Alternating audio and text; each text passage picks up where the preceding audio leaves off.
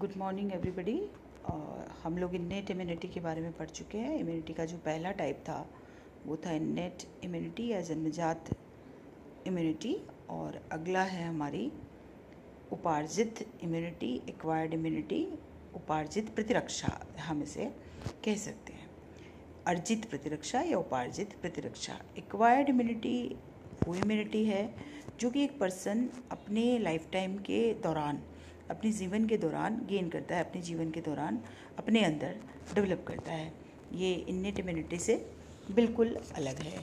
ये इम्यूनिटी में इंडिविजुअल जो है वो रेजिस्टेंस डेवलप करता है as a result of antigenic stimulus. कोई ना कोई एंटीजेनिक स्टिमुलस उसके अंदर आता है और उसके खिलाफ वो अपनी एक्टिव इम्यूनिटी डेवलप करता है।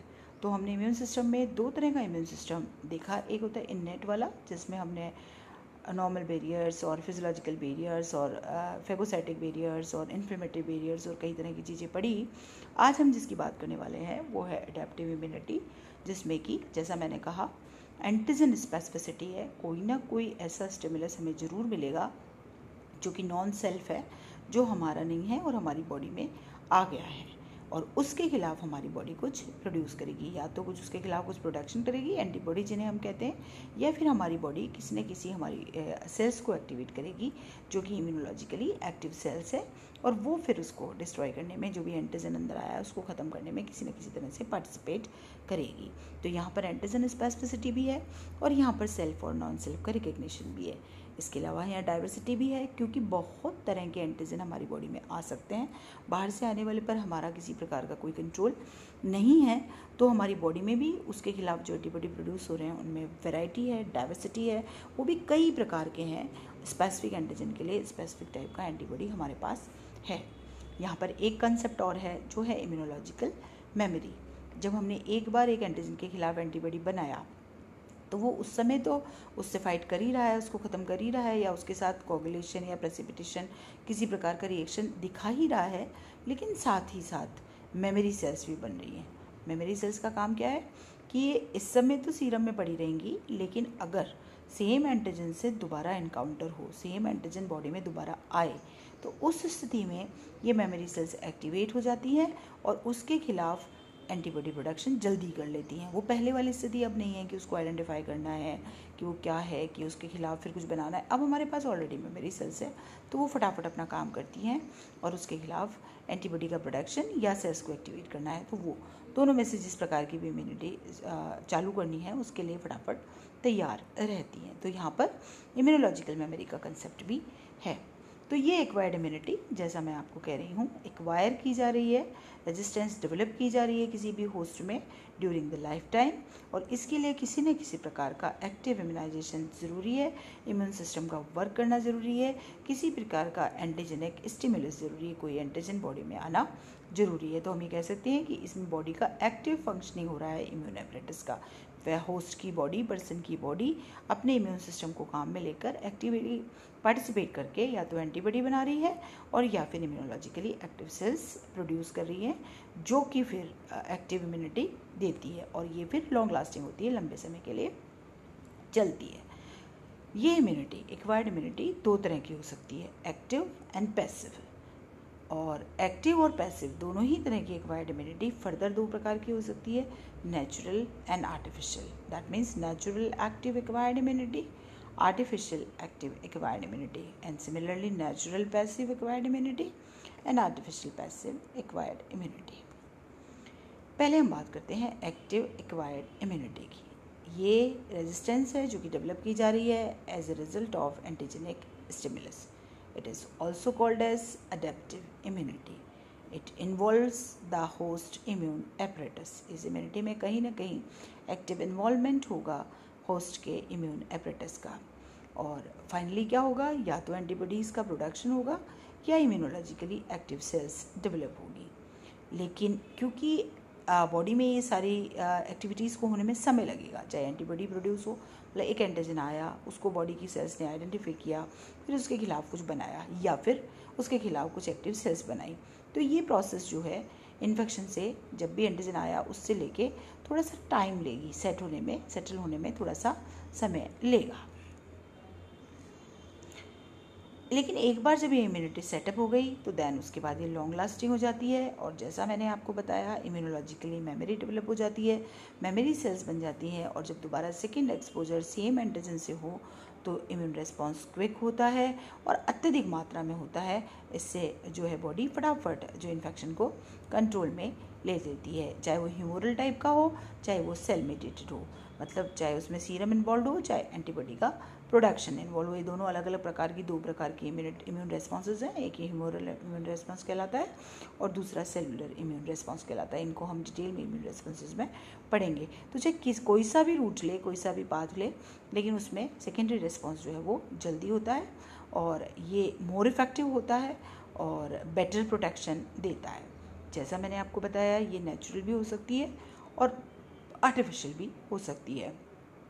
नेचुरल जबकि हम उस रोग से एक बार इन्फेक्टेड हो जाएं क्लिनिकली और इनअपेरेंटली इन्फेक्शन होना ज़रूरी है। जैसे मीजल्स का इन्फेक्शन पेशेंट्स को लाइफ लॉन्ग इम्यूनिटी दे देता है। एक बार मीजल्स हो गए तो उसके खिलाफ जो एंटीबॉडी प्रोडक्शन हुआ या जो भी इम्यून सिस्टम एक्टिवेट हुआ उसके साथ मेमोरी सेल्स भी बनी और फिर लाइफ लॉन्ग इम्यूनिटी डेवलप हो गई। अगर आपका मीजल्स का इन्फेक्शन दोबारा हो जाए तो बॉडी उसके खिलाफ क्विक जल्दी से रिस्पॉन्स शो कर देती है।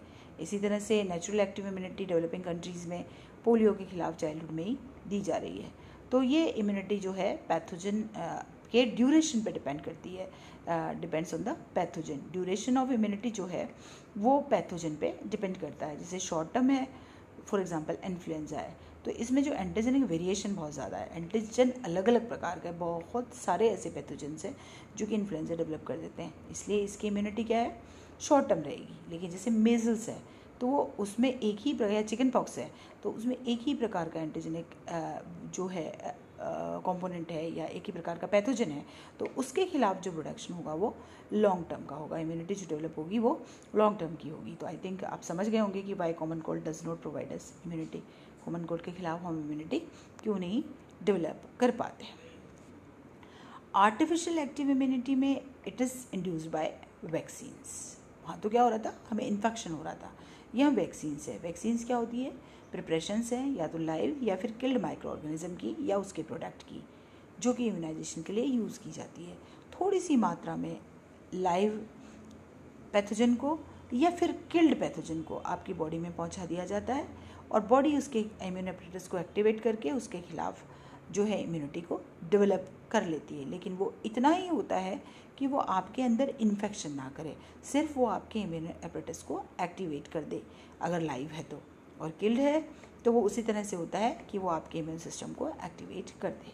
तो इस प्रकार से जो डेवलप की जाती है वो वैक्सीन्स कहलाती है और इन वैक्सीन्स के द्वारा जो रेजिस्टेंस डेवलप की जा रही है वो आर्टिफिशियल एक्टिव इम्यूनिटी कहलाती है। फॉर एग्जांपल बैक्टीरियल वैक्सीन्स है, जैसे लाइव की BCG वैक्सीन है, BCG का टीका लगाया जाता है, वैक्सीन लगाई जाती है, उसमें लाइव आपके अंदर पहुंचाया जाता है पैथोजन को, बैक्टीरिया को, और आपकी बॉडी उसके खिलाफ काम करती है।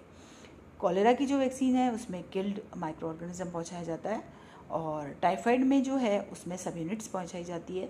टेटेनस का जो टॉक्सिकॉइड है उसमें बैक्टीरियल प्रोडक्ट्स पहुँचाए जाते हैं। तो ये कुछ बैक्टीरियल वैक्सीन्स के एग्जाम्पल्स हैं।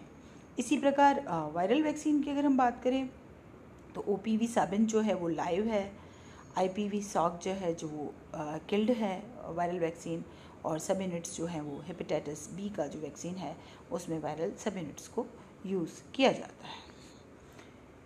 वैक्सीन्स, लाइव वैक्सीन्स और किल्ड वैक्सीन्स में क्या डिफरेंस होगा? लाइव वैक्सीन्स में इन्फेक्शन तो होगा लेकिन डिजीज़ नहीं होगी। किल्ड में कोई इन्फेक्टिव स्टेज नहीं होगी क्योंकि किल्ड जो मृत माइक्रो ऑर्गेनिज्म पहुँचाया जा रहा है तो वो आपके अंदर किसी प्रकार का कोई इन्फेक्शन डेवलप नहीं करेगा। यहाँ इन्फेक्शन डेवलप होगा लाइव वैक्सीन में। और एक्टिव इम्यूनिटी में क्या डिफरेंस हुआ कि वहाँ पर इन्फेक्शन होगा, यहाँ पर जा तो रहा है पैथोजन लेकिन वो डिजीज़ नहीं कर रहा है, इन्फेक्शन माइनर सा हो रहा है, वो डिजीज़ प्रोडक्शन नहीं कर रहा है। लाइव वैक्सीन की जो इम्यूनिटी है वो कई सालों तक रहती है, जबकि किल्ड वैक्सीन जो है वो लेस इम्यूनोजेनिक होते हैं। इनकी रिपीटेड डोज ज़रूरी होती है, पहले primary dose then booster doses. Live vaccine में बूस्टर डोजेस की कई बार आवश्यकता नहीं भी होती, जनरली नहीं ही होती। लाइव वैक्सीन जो है ओरली भी दी जा सकती है और पैरानेट्रली भी दी जा सकती है, ब्लड में भी आपके इंजेक्शन लगाया जा सकता है और ओरल डोज भी दी जा सकती है। जबकि किल्ड वैक्सीन में ब्लड के थ्रू ये आपकी बॉडी में जाती है क्योंकि जो ओरल डोज है वो इफ़ेक्टिव नहीं होती है ह्यूमरल इम्यूनिटी को इंक्रीज़ करने के लिए। पेरिनेटल डोजेज ही इसकी किल वैक्सीन की दी जाती है। अब हम बात करें पैसिव इम्यूनिटी की। पैसिव इम्यूनिटी इन्फेक्शन नहीं है, केवल रेडीमेड एंटीबॉडीज़ आपकी बॉडी में एडमिनिस्ट्रेट किए जा रहे हैं, दिए जा रहे हैं। बाहर कहीं एंटीबॉडी तैयार हो रहा है और उस एंटीबॉडी को रेडीमेड फॉर्म में होस्ट की बॉडी में लगाया जा रहा है। होस्ट की बॉडी जो भी उस एंटीजन, क्योंकि उसकी बॉडी में आ गया है, तो इन एंटीबॉडीज़ के थ्रू एंटीजन एंटीबॉडी रिएक्शंस कर लेती है, उससे बच जाती है, बीमारी से बच जाती है, लेकिन उसमें उसका इम्यून सिस्टम खुद का काम नहीं कर रहा है। होता क्या है, इन्फेक्शन है नहीं, रेडीमेड एंटीबॉडी है, तो there is no latent period, there is no negative phase. ऐसी कोई फेज नहीं है कि प्रिपरेशन चल रही है, कि बनाया जा रहा है, कि आइडेंटिफाई किया जा रहा है। इस प्रकार का कोई कंसेप्ट यहाँ पर नहीं है, बल्कि ये एक इमीडिएट प्रोटेक्शन है और शॉर्ट ड्यूरेशन के लिए ही, क्योंकि जब तक एंटीबॉडी है, जब तक ही ये आपके लिए इम्यूनिटी है, उसके बाद जब एंटीबॉडी मेटाबोलाइज हो जाएंगे तो इम्यूनिटी भी ख़त्म हो जाएगी। तो ये शॉर्ट ड्यूरेशन के लिए होती है। सेकेंडरी रिस्पॉन्स और जो मेमोरी सेल्स, वो सब कंसेप्ट भी यहाँ पर बिल्कुल नहीं है, बल्कि रिपीटेड इन्फेक्शन के साथ, रिपीटेड डोजेस के साथ ये पैसिव इम्यूनिटी धीरे धीरे डिक्रीज़ हो जाती है, फ़ायदा नहीं देती। अब ये भी आर्टिफिशियल और नेचुरल दो तरह की है। जो आपके सामने दिखाई दे रही है, ये आर्टिफिशियल पैसिव इम्यूनिटी है। घोड़े में एंटी सीरम डेवलप किया जा रहा है और उस सीरम को रेडीमेड फॉर्म में होस्ट में ट्रांसफ़र किया जा रहा है। घोड़े का जो एंटीबॉडी है उसको ह्यूमन बीइंग में काम में लिया जा रहा है। तो ये क्या है, आर्टिफिशियल टाइप का प्रोडक्शन है। लेकिन कुछ हमारी बॉडी में नेचुरली भी जो है वो इसके मेथड हैं जिनके द्वारा नेचुरली इम्यूनिटी डेवलप होती है, acquired immunity, passive acquired immunity. जैसे वो रेजिस्टेंस जो मदर से बेबी में ट्रांसफ़र होती है। आप वाया प्लेसेंटा IgM जो है वो बॉडी में जाता है और वो वहाँ पर उसको, बच्चे को, फीटस को बचाने का काम करता है। सिमिलरली ब्रेस्ट मिल्क में जो कोलेस्ट्रम है उसमें IgA जो इम्यूनोग्लोबुलिन है वो पाया जाता है, एंटीबॉडी पाया जाता है और वो बच्चे में प्रोटेक्शन का काम करता है। तो इंट्रायूटेरल लाइफ के 20th वीक से IgM का प्रोडक्शन फीटस जो है वो स्टार्ट कर देता है और जो बर्थ के टाइम जो इम्यूनिटी है उसकी वो बहुत कम होती है, उसके लिए सफिशिएंट नहीं होती। तो जो मदर की इम्यूनिटी है, जो पैसिव फॉर्म में उसको मिल रही है, वही उसके लिए काम आती है। तो ये एक तरह से नेचुरल पैसिव एक्वायर्ड इम्यूनिटी है। 3 मंथ्स की एज तक इम्यूनोलॉजिकल इंडिपेंडेंस बच्चा नहीं ले पाता। 3 मंथ के बाद वो अपना खुद का इम्यून सिस्टम उसका काम करता है और वो उसको किसी भी प्रकार के इन्फेक्शन से बचाता है। लेकिन अभी तक 3 महीने तक वो अपनी मदर पर ही डिपेंडेंट रहता है और इसीलिए पेडियाट्रिक इन्फेक्शन जो है वो 3 मंथ्स तक बहुत कॉमन है। और जो कंसेप्ट है कि पानी मत दीजिए बच्चे को 3-4 महीने तक, उसके पीछे यही वजह है कि पानी में पैथोजेंस ज़्यादा है, माइक्रोब्स ज़्यादा है, इसलिए इन्फेक्शन का खतरा ज़्यादा है। और इसीलिए सब ये चाहते हैं कि पानी अगर ना मिले तो बच्चा जो है वो इन्फेक्शन से बचा हुआ रहेगा, क्योंकि अभी उसका इम्यून सिस्टम काम नहीं कर रहा है।